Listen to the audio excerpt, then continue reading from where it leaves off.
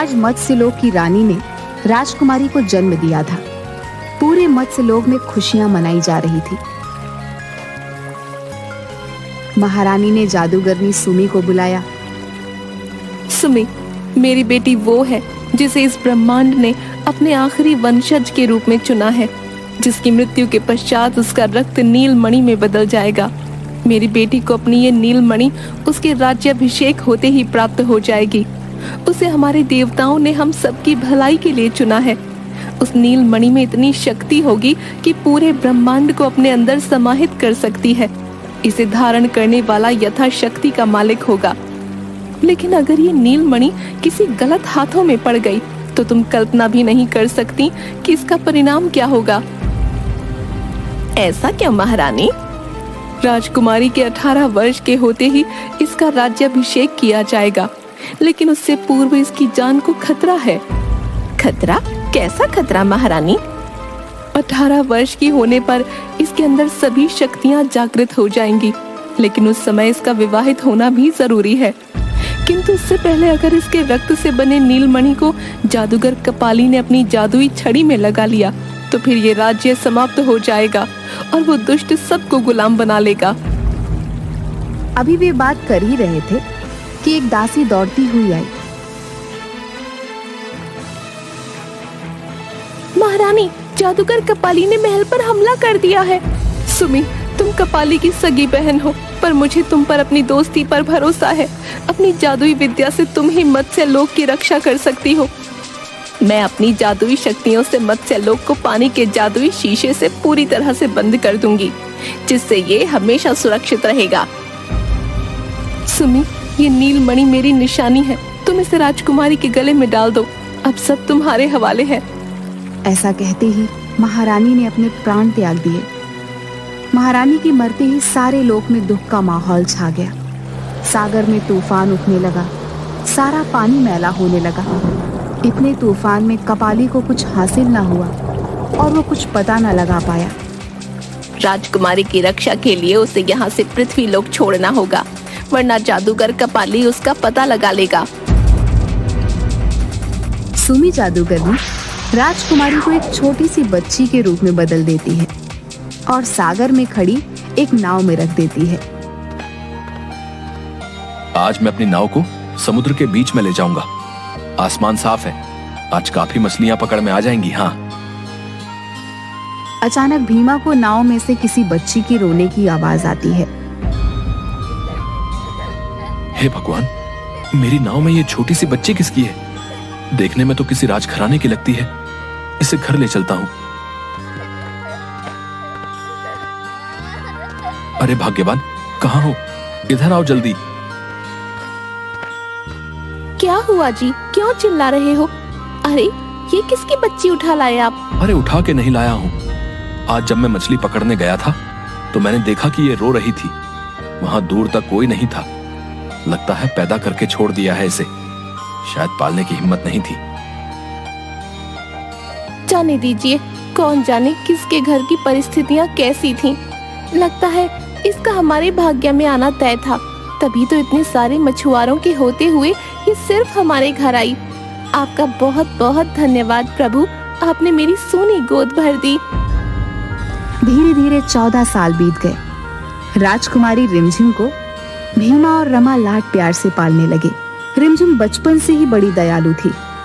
वह सबकी सहायता करती थी। एक बार वह अपनी सहेलियों के साथ खेल रही थी कि अचानक उसकी सहेली पेड़ से नीचे गिरने लगी। बचाओ, बचाओ, मुझे बचाओ, रिमझिम मुझे बचाओ। रिमझिम ने अचानक अपना हाथ पेड़ की तरफ किया और उसकी सहेली धीरे से पेड़ के नीचे आ गई। सभी हैरान रह गए। ये तूने कैसे किया? रिमझिम, तूने मुझे बचा लिया। मैंने तो कुछ नहीं किया, ये तो खुद ही हो गया। ऐसे ही अब अक्सर जब भी कोई मुसीबत में होता और रिमझिम को पुकारता, वो तुरंत उसकी मदद कर देती, क्योंकि उम्र के साथ ही उसकी शक्तियां भी बढ़ रही थी। नहीं बाबा, आज मत जाओ। आज सागर में भयानक तूफान आने वाला है। अरे पगली, आसमान तो पूरा साफ है। कुछ भी कहती रहती है। चलो भाइयों चलो। ठीक है बाबा, अगर मेरी बात नहीं मानते तो वादा करो तूफान आने पर मुझे जरूर पुकारोगे। तो ये बात ठीक है मेरी प्यारी बिटिया रानी, मैं तुझे जरूर पुकारूंगा। बाकी मछुआरों के साथ भीमा कुछ ही दूर गया होता है कि अचानक सागर में बड़ी बड़ी लहरें उठने लगती हैं और उनकी नाव तूफान में घिर जाती है। रिमझिम ने कहा था कि तूफान आने वाला है, हमने उसकी बात नहीं मानी। ये तूफान तो बहुत तेज है, इससे बचना मुश्किल है। आखिरी बार रिमझिम को पुकार लो। रिमझिम! रिमझिम अपने दोस्तों के साथ खेल ही रही थी कि उसके कानों में भीमा की आवाज पहुंच जाती है, जो किसी और को सुनाई ही नहीं देती। मुझे बाबा ने बुलाया है, मुझे बाबा को बचाना है।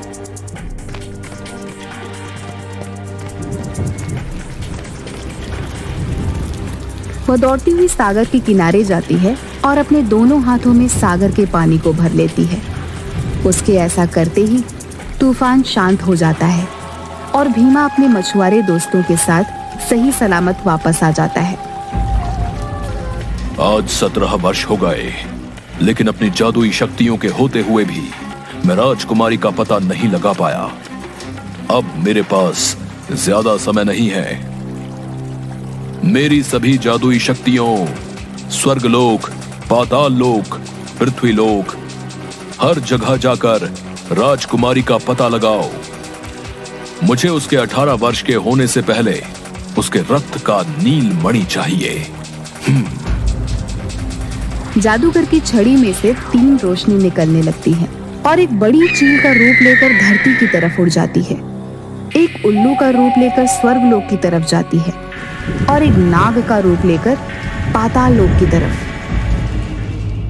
17 वर्ष बीत गए। मैंने राजकुमारी को पृथ्वी लोक में भेज दिया, लेकिन मैं स्वयं नहीं जानती राजकुमारी कैसी है और किस हाल में है। समय कम है। कपाली ने अपने सेवकों को राजकुमारी का पता लगाने भेज दिया होगा। कपाली के राजकुमारी तक पहुंचने से पहले ही हमें राजकुमारी का राज्याभिषेक करना होगा, वरना कपाली पूरी पृथ्वी को गुलाम बना लेगा। सुमी रूप बदलकर पृथ्वी लोक पर राजकुमारी को ढूंढने निकल पड़ती है।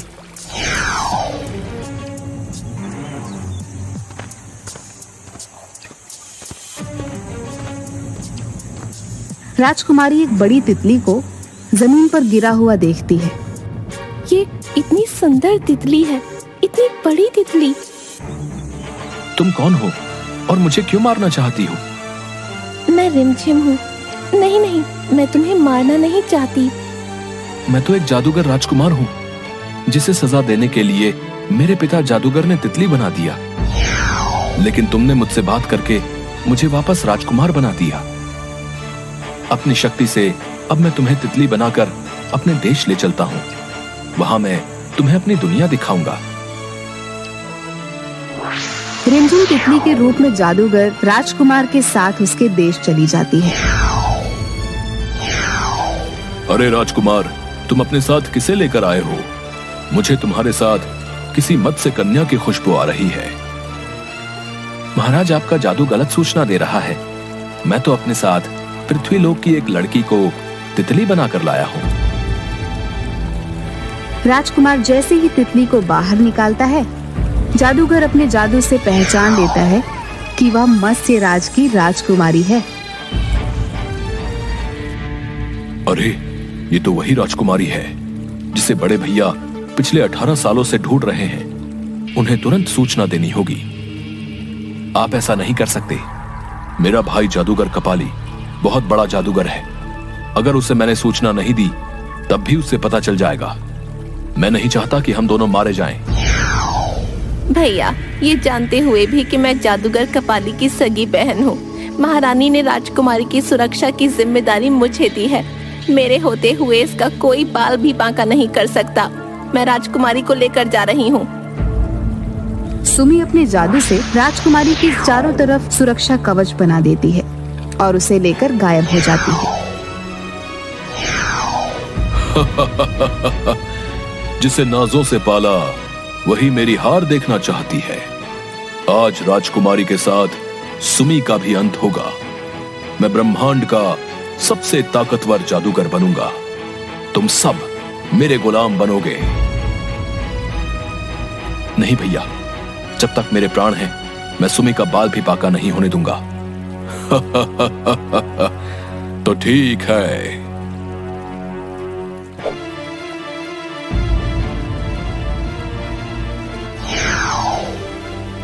पिताजी, जब तक आपकी मौत का बदला नहीं ले लेता, तब तक मैं चैन की सांस नहीं लूंगा। मुझे आपकी सौगंध।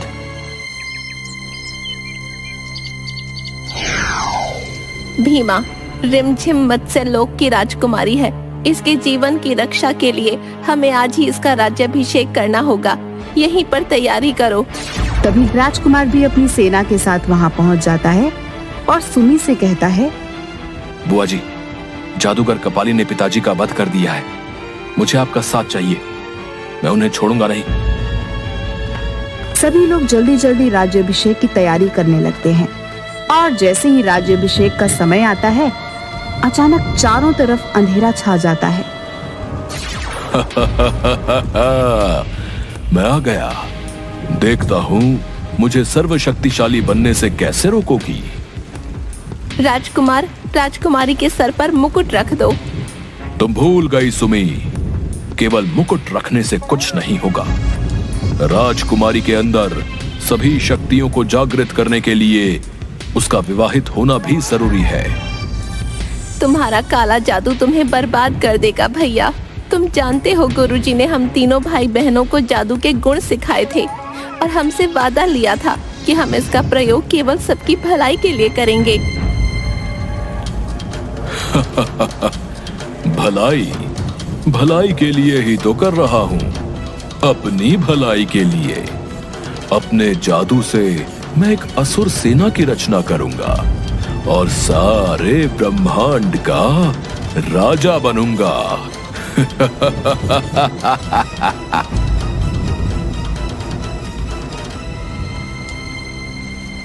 अब मुझे अपनी माया का प्रयोग करना होगा।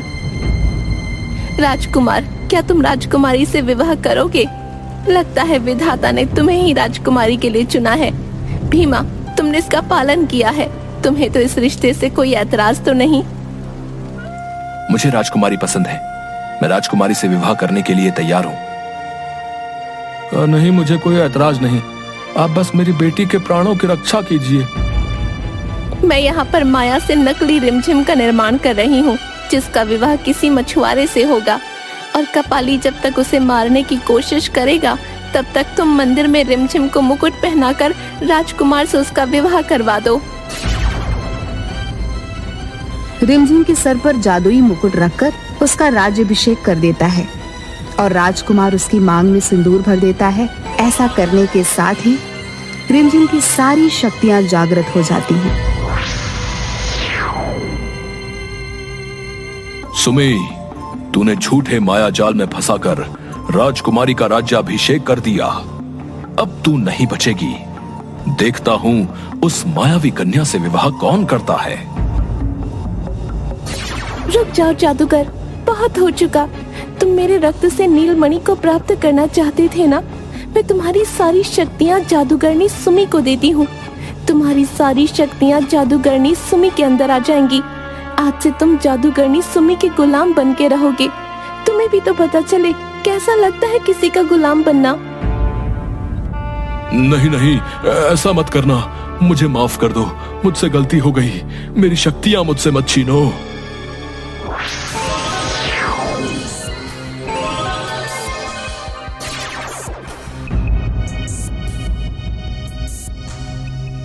सुमी, मत्स्य लोक की अमानत को बचाने के लिए ये आपका उपहार है। इसकी सभी शक्तियाँ आपकी हुई।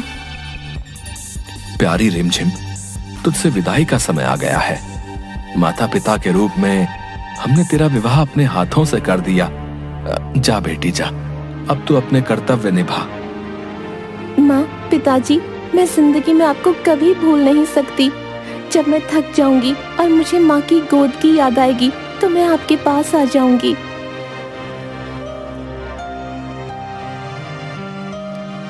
ये तेरा घर है बेटी। इसके दरवाजे हमेशा तेरे लिए खुले हैं। रिमझिम मछुआरों की बस्ती से विदा होकर मत्स्य लोक चली जाती है और सब लोग खुशी खुशी रहने लगते हैं।